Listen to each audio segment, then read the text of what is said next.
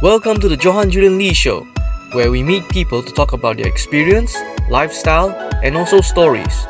Tune in as we continue to find people to tell you all about their struggles, their resilience, and the life lessons that you can learn from watching this show.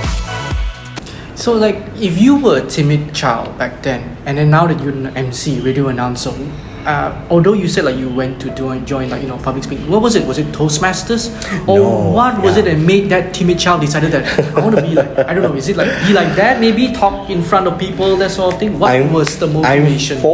I'm forced to do it. I'm forced to do it in the name of cari makan. When was that? That's a good question. College, maybe. Maybe in college. Maybe when I was a university student. And again, we're talking about education systems. How education systems are different from those in the West and also over here. We were encouraged to speak our mind. We're encouraged to say something. We're encouraged to contribute an idea. Where did you go to for education? I studied in the United States. So my degree was in business management at Belmont University in Nashville, Tennessee.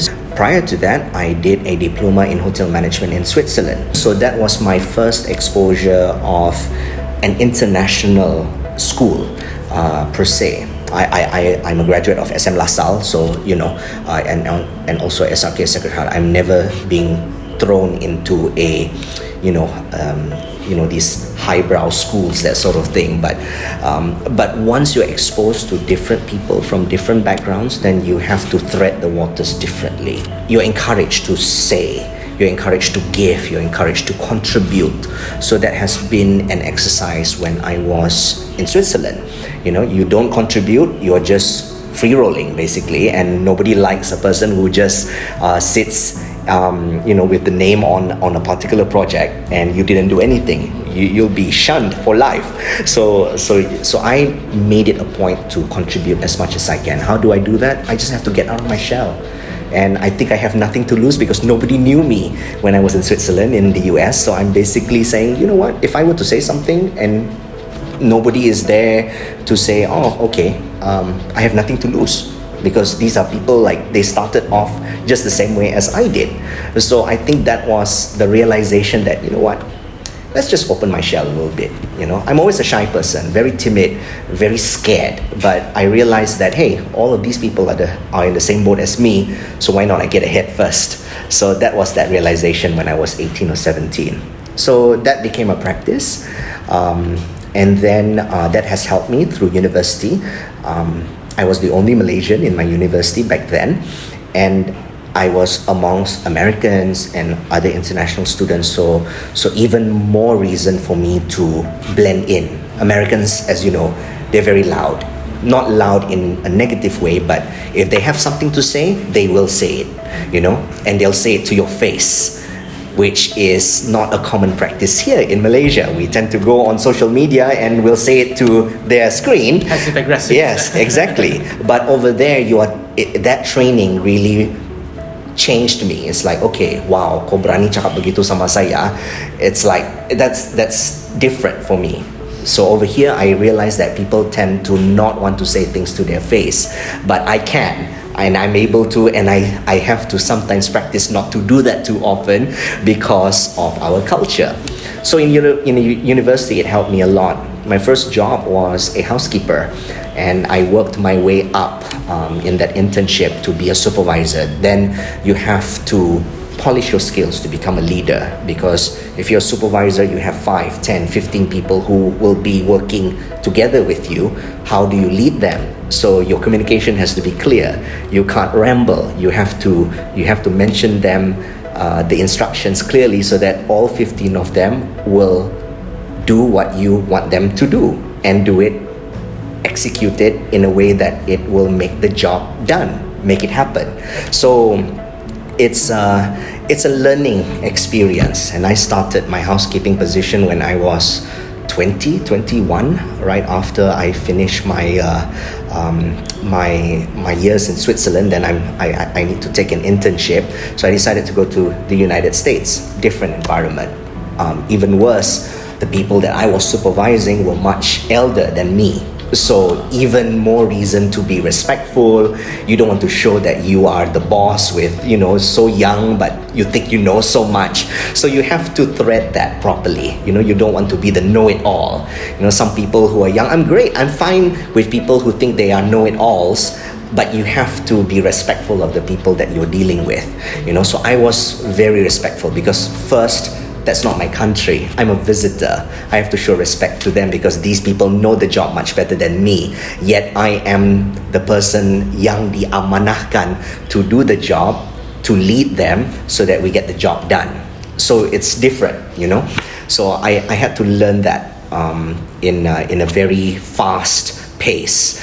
That's probably where you picked up your leadership skills. I think so. From your public speaking to your leadership skills. Yeah, and I think because of dad's influence too as a politician, because sometimes words will lead you, So words can influence you to make things happen, and I realized that the power of words can either make you or break you, So sometimes if you have if you gado-gado with your wife or you gado-gado with your partner, those words kita makan, So sometimes you have no idea how words can be impactful to a person. But how many times you and I would look up to someone, we will eat their words if they have something motivating to say. That was my experience. I was lucky that I was amongst people who have something to say and it lifts me. And keep in mind, in the 80s and 90s, we have leaders like Nelson Mandela. A lot of people admired Tun Mahathir at that time. Yeah, not anymore. Or maybe some would admire him now. But let's not get political. But in that context, during those years, people see him as a visionary leader. And also Mother Teresa, Princess Diana. These were leaders that I look up to during my era. Each time when we turn on CNN or TV1 or Berita Dunia at 10 o'clock, we're like, wow, these are people of our times. And I admire them so much. I wish there were individuals like them on this to this very end. Now you have people like, tidak payah cakap nama lah. Do you have a favorite among them though? Do you have a favorite among leaders or speakers of that time that you really, really love to this very day? Nelson Mandela. Still? Nelson Mandela, I love his accent, one. I try not to imitate his accent. But if you notice, he has this calm, collective way of speaking, especially after he received that, he was appointed, is it Prime Minister or President of, Prime Minister of South Africa. Tony Blair, even, the passing of Princess Diana, he went straight to the TV and announced to the world that she is the people's princess. Just that one sentence, the people's princess, is like poof, wow. It's like, how did you make those words up? And he's one of the youngest prime ministers at that time, for the UK. So that era really taught me a lot about how important public speaking was. I try to emulate them because I feel like here in Malaysia, politicians ramble too much. We scream too much. We scream too much until people can't hear you. So even if you scream and tell with all your might, but if tiada orang ikut pun tiada guna juga kan. So I learned to be thoughtful with my words. I learned how to be careful with my words too. Then social media came. Then we have to start thinking of how to translate your oratory skills into writing skills. And that's something I'm working on right now too. So like now you finish your studies, you learn all these public speaking, leadership skills, and you're back in Malaysia, Yes, and yes. you were studying hospitality, was that correct? Correct, yes. And the moment you touched down back home, was family business straight away? Right away. It was the fitness business. It was the fitness business. I need to go back to how I landed in Malaysia because it wasn't an easy process. I had a life in the United States. I was an executive housekeeper for one of the top one of the top hotels, city hotels in the country. When you talk about standards, hospitality standards, when you talk about Forbes 5-star, you're talking about a hospitality experience that is unlike any other. I've been through the training of how to be a proper hotelier, how to serve guests, how to be amongst guests. So it was a training that I don't think anyone can receive here in our country. You know, the sense of urgency, the quality of how you bring yourself forward to serve your guests and also clients. And I'm always appreciative of the efforts that my bosses have invested in me during my 5 years at the Hermitage Hotel as an executive housekeeper. I will never forget what they have done for me. It was really, really good experience. Coming back to Malaysia was a huge change, obviously, because different environment. I never worked in my own country when I was young, apart from helping my mom and dad in their family business back then, which was the restaurant. So different mindset altogether. I've been away for 13 years. You come back here, it's like, wow, sangat berbeza.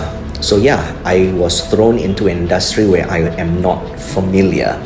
So This was in 2011 when I came back. But a year before that, when I was having this great life in the States, Dad called me, Mom called me and said, Reza, which is my Malay name, you need to come back home.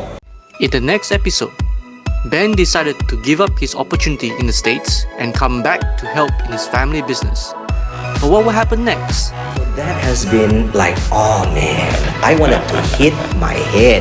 And I was like, can I take a plane back to the States? Like, subscribe and hit the bell notification so you won't miss any of our latest episodes. See you in the next one.